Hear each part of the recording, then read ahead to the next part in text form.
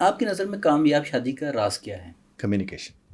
جب دونوں بیٹھ کے ایک دوسرے کی بات مکمل طور پر سنیں گے اور جواب دیتے ہوئے الزام نہیں دیں گے، وہ شادی کبھی خراب ہو ہی نہیں سکتی. ہمارے یہاں پرابلم یہ ہے کہ ایک بندہ بات شروع کرتے ہو کہتے ہاں ہاں مجھے پتہ ہے تم کیا کہنا چاہ رہے ہو. بھائی تم بات تو اس کی سنو. تم تو پہلے اندازے کی بھینٹ چڑھا دی اس نے، چونکہ ان کے اپنے تجربات ہوتے ہیں. خاتون اسی بنیاد پر، صاحب اسی بنیاد پر بات کرتے ہیں. اور اگر وہ کہتے ہیں کہ ہاں آپ اپنی بات کیجئے، جب آپ اسے مکمل کر لیں گے پھر آپ نے میری بات کو توجہ سے سننا ہے، پھر میں آپ سے بات کر لوں گا. اور یہاں ایک لمحے کو بھی الزام والی کوئی بات نہیں آ رہی ہے.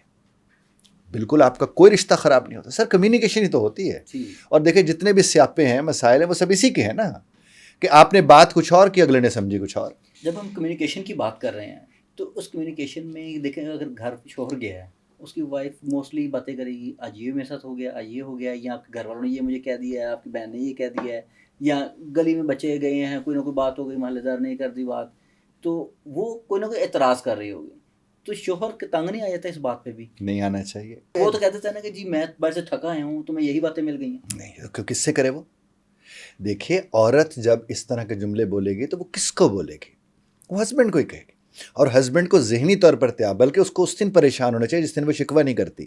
ٹھیک ہے. جس دن اس نے کہا کہ تمہاری بہن نے یہ کہا، تمہاری ماں نے یہ بات کر لی، محلے والوں نے یہ بات کر دی، تو الحمدللہ ثم الحمدللہ وہ اس کو مالک سمجھ رہی ہے تو اس سے بات کر رہی ہے. وہ وارثوں والا حساب ہوتا ہے. اب جب اس نے اس کے ساتھ بات کی ہے تو اس کے بات کو دھیان سے، توجہ سے، تسلی سے سنے، اور پھر ان سے کہے کہ مجھے آپ بتائیں کہ اس کا آپ کے نزدیک حل کیا ہے. اگر آپ سمجھتے ہیں کہ میں جا کے والدہ سے الجھ پڑوں اور اس سے ہماری زندگی ٹھیک ہو جائے گی تو میں الجھ پڑتا ہوں. اور کوئی عورت نہیں کہتی جا کے تم الجھ پڑو. تو آپ اس سے کہیں، اور یہ اچھی بات ہوتی ہے کہ شوہر بیٹھ کے بیوی سے کہتے کہ دیکھو تمہارا اور میرا ایک دوسرے کے ساتھ ٹھیک ہونا ضروری ہے.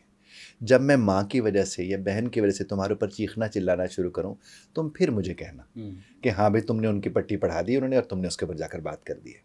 باقی وہ ایسے ہیں، وہ اس طرح معاملات دیکھتے ہیں، تم روز مجھے رپورٹ کرتی ہو، میں اس کو تسلی سے اس لیے سن رہا ہوں کہ ظاہر ہے تم نے خالی مجھ پر ہی تو ہونا ہے. اچھا ویسے اگر یہ بات ہو بھی نا اور پھر بھی بیگم کہہ رہی ہو یا شوہر کہہ رہا ہو کہ اس نے تمہیں پٹی پڑھا دی ہوگی، یہ بھی تو الزام ہے نا. تو جس گھڑی آپ الزام لگائیں گے اس کے نتائج ٹھیک تھوڑی نکل سکتے ہیں. وہ تو اگلے کو ساڑنے والی بات ہے، تنگ کرنے والی بات ہے. اور یہ بہت عام ہے سنی سنائی باتوں کے اوپر یہ پٹی پڑھائی والا لفظ میں نے اس لیے بھی استعمال کیا چونکہ ہمارے معاشرے میں یہ باقاعدہ بولا جاتا ہے. لیکن اگر وہی کمیونیکیشن، اگر ہسبینڈ اور وائف ایک دوسرے کے ساتھ بیٹھ کے بات کرنا صحیح والی شروع کر دیں، یقین کیجئے کبھی کوئی دقت نہیں ہوگی، ہو ہی نہیں سکتی.